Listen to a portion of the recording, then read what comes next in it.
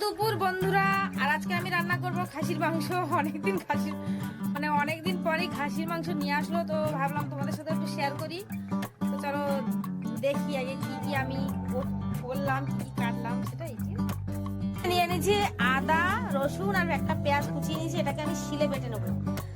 আর এখানে আমি ভেজে নিচ্ছি গোটা ধনে, গোটা জিরে, 3টে শুকনো ঝাল আছে, আর আছে লবঙ্গ, দারচিনি, এলাচ।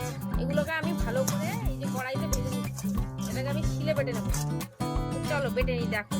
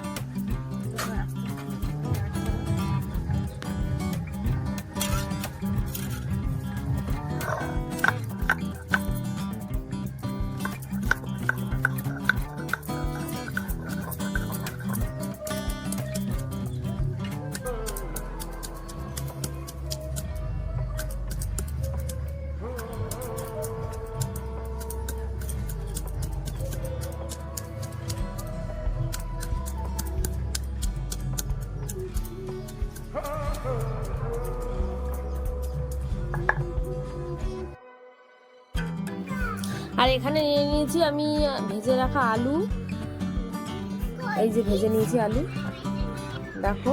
আর এখানে কুচানো পেঁয়াজ আর কাঁচা লঙ্কা, এখানে আদা রসুন আর আদার পেস্ট আছে। আর এখানে ধনে আর জিরেকে আমি ভেজে বেটে নিয়েছি। এখানে নিয়েছি গোটা জিরে, লবঙ্গ, এই আছে এলাচ আছে, শুকনো ঝাল, তেজপাতা, এগুলো আমি তেলের মধ্যে ছেড়ে দেবো। তেল দিয়ে দিয়েছি কড়াইতে, এই যে আমি দিয়ে দিলাম তেলের মধ্যে। তোমরা তো বাড়িতে অনেকেই অনেক রকমভাবে রান্না করে খাওয়া, তো আমি যেটা রান্না করছি তো সেটাই আমি তোমাদের সাথে ভাবলাম একটু শেয়ার করি, ঠিক আছে। কে কীভাবে খাসির মাংস রান্না করা অবশ্যই আমাকে কমেন্ট করে জানাবে, কিংবা আমার তরকারি রান্না করার যে পদ্ধতিটা কেমন লাগবে সেটাও বলবে। আর মশলা আমার লাল লাল করে ভাজা হয়ে গেছে, এর মধ্যে দিয়ে দিলাম কুচানো পেঁয়াজ আর চেরা কাঁচা লঙ্কা। এটা দিয়ে আমি একটু ভালো করে নেড়ে করে লাল লাল করে একটু ভেজে নেব। এই দেখো বন্ধুরা, একটু লাল লাল করে ভাজা ভাজা মতো হয়ে গেছে। একটু লাইটটা কম আসছে, যেহেতু আমার রান্নাঘরে একটু লাইট জ্বালিয়ে রান্নাটা করতে হয়, সেই জন্য। আর এর মধ্যে দিয়ে দিলাম আমি লবণ পরিমাণ মতো। তোমরা যে যেরকম লবণ খাও সেই সেরকম পরিমাণ মতোই লবণ দেবে, ঠিক আছে।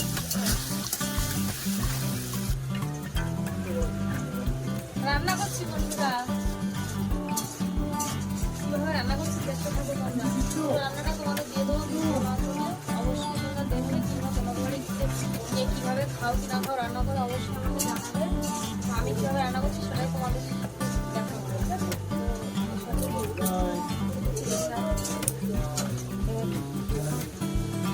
মানে আদা রসুন পেঁয়াজের পেস্টটা আমি দিয়ে দিচ্ছি।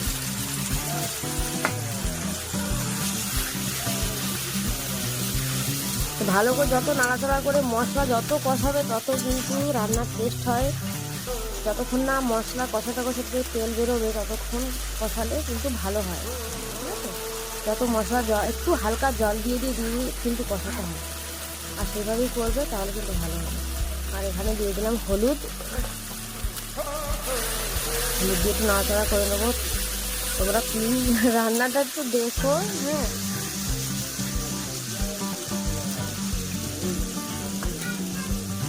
দেখো মশলাতে, আর এখানে দিয়ে দিলাম আমি পেস্ট, যেটা আমি গোটা জিরে আর ধনেকে আর একটু গরম মশলাও দিয়েছিলাম, তো সেটাকে আমি ভেজে বেটে নিয়েছিলাম।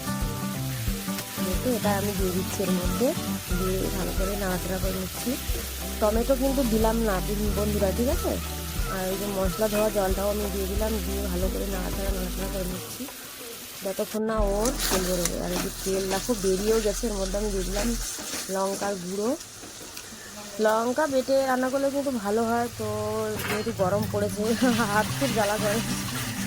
আর এই দেখো এখানে খাসির মাংস নিয়ে নিয়েছি, খাসির মাংসটাকে আমি পরিষ্কার করে ধুয়ে নিয়েছি। এর মধ্যে এবার আমি দিয়ে দেবো আমার মশলাটা যেহেতু কষানো হয়ে গেছে, তাই দিয়ে দিলাম এর মধ্যে, দিয়ে একটু ভালো করে আমি নাড়াচাড়া করে নেবো।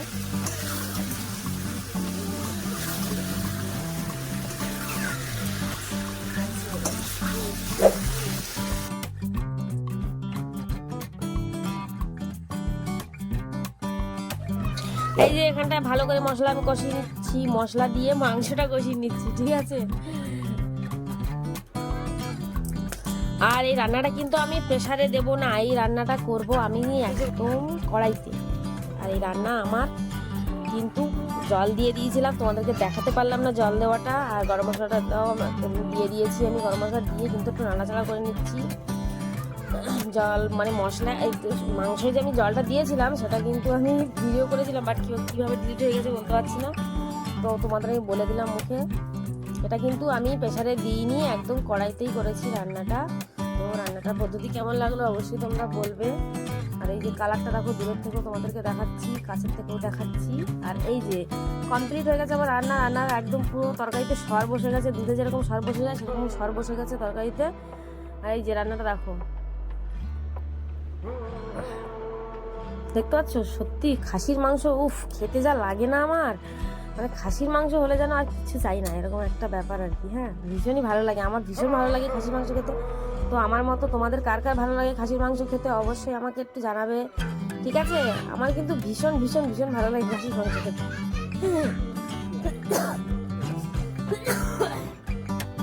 তো আমি একটু নিচ্ছি এখান থেকে, একটু টেস্ট করবো বলে সেই জন্যই বাটিতে তুলছি। তো চলো টাটা, ভালো থাকবে সবাই, সুস্থ থাকবে, ঠিক আছে।